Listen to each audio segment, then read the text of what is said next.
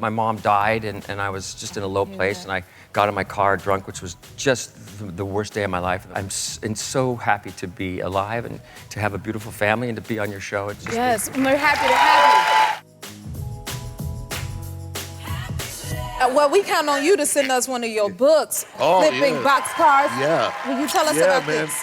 So this is my first novel. It's a novel I wrote about my grandfather. I never met him. He had passed before I was born, and yet I would have all these, these great connections to him. Just the way I dress and some of the business ideas. And my mother would tell me about him. She was like, "Oh, that's just like my dad." And so I just started to really have fantasies and these machinations about who he was. Yeah. And so it made me take the few little stories I knew from my family and write a novel, a fictional tale about his life. And it's fun, man. It's action. It's it's a crime caper in there. It's a love story. It's dope. That's such a dope idea, and amazing way to remember and honor his legacy. Yes. And I definitely want everybody to, go get it. It's a fun book, fun read. And I also did an audio book for people that don't really read, that don't like to read. Congratulations on being New York Times best-selling author. That was your first time hearing that? My first time hearing it, so thank you. How does it feel? Coming out of the mouth of the beautiful, talented Jennifer Hudson. Thank you.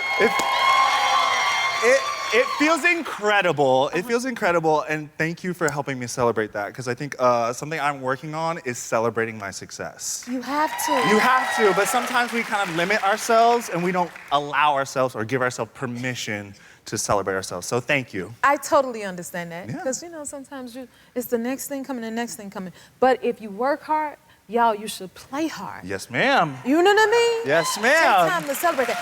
Okay, I gotta know from you. Where were you? How did you find out when you learned that you was This is a little anticlimactic. We were on my book tour, and we were just landing in San Francisco, so I took a little cat nap, and then I woke up to my agent with a bunch of texts, and he was like, "You made it, you made it." And so I jumped for joy. I called my mom, I called my boyfriend, and we celebrated. Oh, okay. So you did celebrate a little bit. We jumped on FaceTime, we had a little good time, and my mom said she was so proud of me, so it was so good. And you were able to bless your mom. Tell us what you did for your mom. Yes, so I write a lot about my mom. I think anybody's relationship with their parents is always complicated, but I always focus on the joy. Right. And my mom struggled a lot financially. We struggled a lot financially, so when I was able to get into a good place, I moved my mom from North Carolina, and I bought her an apartment 4 blocks away from me. That is so beautiful. Yeah, and it's just another full circle moment to be able to provide for the people that loved you, took care of you. And, we want to take care of our loved ones, and especially our moms, because we don't want them to worry. We want them to feel safe. We want them to feel good. And it's a blessing to be able to provide for her. As a mom, that touched my heart. Good. Is it true, while you were playing Funds, they wanted you to record a record? They did. And I want to record a record. I want to be a singer. If there is such a thing as reincarnation, I'm coming back as Bruce Springsteen. Oh, okay. I want to sing all of my favorites. Louis Cabaldi, do you know? And Brandy Carlisle, Yes. Sia, Oh. Bruno. Yes. They all Imagine sing this, because Bruno. they need to sing you, you magnificent singer, you. Thank you. Thank you. A cooking singer. Okay. It's true. So I wanted to sing, but I cannot sing. I cannot sing. They said, don't worry about that. We will record 1 note. And when you get that note, we'll record the 2nd note. And then we'll put those together, and then we'll take the 3rd note. And I thought, that is a complete lie. I can't do that. I cannot do that. Okay. So they put Fonzie's favorite hits, and I don't even know what those songs are. Okay. Now, I can't help but to notice how amazing of a storyteller you are. In your book, you dedicated your book to your wife? Yes, I did. Wow. Yes, I did, because I wanted to go home. Yeah. No, she's an incredible woman. She's also my secret weapon because she is my editor at home. Look at that. Yeah, so she's a, oh, hi. Hi. She is. Yes, Stacy is, I met her in 1975, 76. 1975, Yeah. 76. Where's this picture from? That's our honeymoon. We're in England, right there in front of the Big Ben. I like And it was apparently windy. Thank you for nominating me for the. I was gonna say that. I didn't know Yeah. what to say. Best-selling author, No. New York Times first, or world's sexiest man. I mean, how does that make you feel? I'm not even the sexiest man in my household. What? My kids, he's sexy guy. It's the writing a book. Is that what it's incredible. It's been a roller coaster, but a beautiful one. You know what's crazy is that Tell us. have you written a book yet? Because You know what I have? but I remember that one a while ago. But Yes. you need to get into it like a memoir because it all comes out.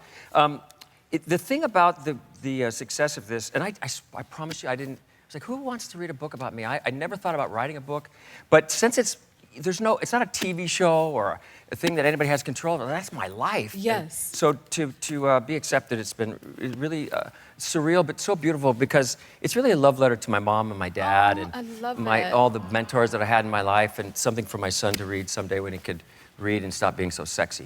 You know what? He gets it from his dad. But see, that sounds like it's from the heart. So I Yes. have to ask, was it scary for you to write your memoir? It was. I set out to write a hero story. I'm going to talk about all the great things I've done in my life. And I was like, this is not real. And so it turned out to be a human story. And it just got very deep and very personal. I felt that without absolute truth, paralysis. That's how it is. So I said, okay, here I go. I had most of my life has been incredible. I have beautiful parents. I know you had a beautiful mom, and you were very close to her. And that's what I had. I grew up with just a fantastic family. And then I went, then I sort of went rogue. That's my dad. Aww. Look at my ears. Well, there's a big. My mom. Is that baby Chud? Yeah, no, that's me. And my mom said I was so ugly. Well, I grew into my looks by then, but she covered my face up with a blanket when she took me home from the hospital. Really? Yes. Well, it was probably to keep you warm. No, I think she was. She Did she said the tell you neighbors. that? No, she said I was. She said I was ugly, and I think she told the neighbors they got a pet monkey or something for a while, and then until I grew into my looks. I don't believe that. Seriously, but it's been a fun ride. It really has. But I was saying that I sort of got off track. My mom died, and I was just in a low place, and I got in my car drunk, which was just the worst day of my life, and the worst thing. I could have killed somebody. And I was going to meet Bob Saget, and I said I have to straighten my life up. I thought I had everything, and that's such an egotistical, terrible place to be, especially because all I really wanted was a family and Right. a wife and kids, and you have a child, right? Yes, I do. And so I was confusing the universe. I wasn't the guy that my parents raised. That confusing universe. Yeah, and when I straightened up, then the good things started to come. And there was a point where I didn't want to kill myself because I'm too vain. I didn't want to get blood on my hair or whatever. But I didn't care if I was like, I don't care if I died. I've done everything. And the truth is I hadn't. And so I'm so happy to be alive and to have a beautiful family and to be on your show. It's just Yes, we're happy to have you. Congratulations on your memoir. Can you tell us about it and what it means? Yeah. Thanks. Thank you. Yeah, I mean,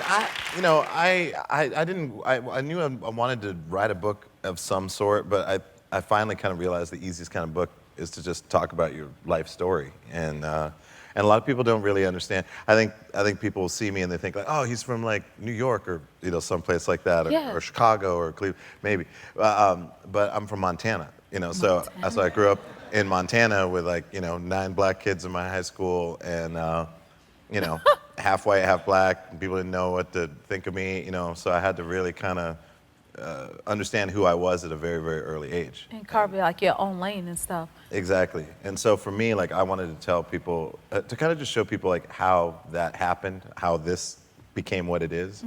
And then to just I know that there's people have read this book. It's been out for a little bit, but people have read it and they said, thanks for writing this book, because I felt like an outsider growing up. I felt like I had to figure out who I was in my own way. And so that was kind of the main reason I wanted to get it out there. Wow, I'm sure it's inspiring and helping a lot of people find their way. My question is like, tell me this, what's the first thing you did after you won? Ooh, first thing I did after I won, I cried to my parents. I'm a huge family girl, and to have my parents, they sacrificed so much for me. So to have them on the court with me after we won, I cried like a baby because it was just a wonderful moment. Like I said, the first one was cool, the first one was great. Obviously, it's my first championship, my baby, but the second one, like, just everything that we've been through, fighting that adversity, and to be able to share that moment, it was something truly special. So then I cried with them, and then I went to the locker room, popped a couple bottles, and then I got back. And then you got back. That's the way to celebrate. Yes. Okay, let's talk about your memoir coming out. Tell me about Dear Black Girls. Yes, Dear Black Girls is a story that I wanted to tell about the journey of my life and how, you know, we have to wear masks a lot of different times, but it's okay, and understanding that we have to feel those feelings and knowing that it's never easy, but at the same time, it can be done. And so it's just little pieces, little gems from my journey and things that I've learned throughout my life that I wanted to share with everyone. I know it's Dear Black Girls, but it's really a gem for everyone. Just learning about my story and learning how we could get through, continue to shatter this glass ceiling that's over us, and just uplifting each other. And she's an inspiration. If you like this video, smash that like button and subscribe to the Jennifer Hudson Show YouTube channel. Check your local listings or visit jenniferhudsonshow.com to see when you can watch full episodes in your area. And don't forget to sign up for the newsletter.